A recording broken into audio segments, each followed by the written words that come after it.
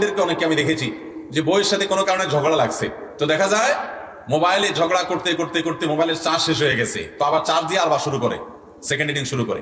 হ্যাঁ, অনেকে আছে দেখবেন যে মোবাইলে কথা বলতে বলতে ব্যালেন্স শেষ হয়ে গেছে, তো আবার রিচার্জ করে, রিচার্জ করে নতুন করে শুরু করে। আছে না নাই?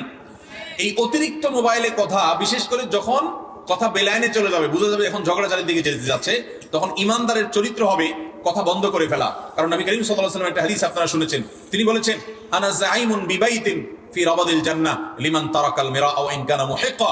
যে ব্যক্তি ঝগড়াঝাটি এড়ানোর চেষ্টা করে, যদিও সে সত্যের উপরে থাকে, এই ব্যক্তির জন্য জান্নাতে একটা প্রাসাদের দায়িত্ব আমি নিলাম।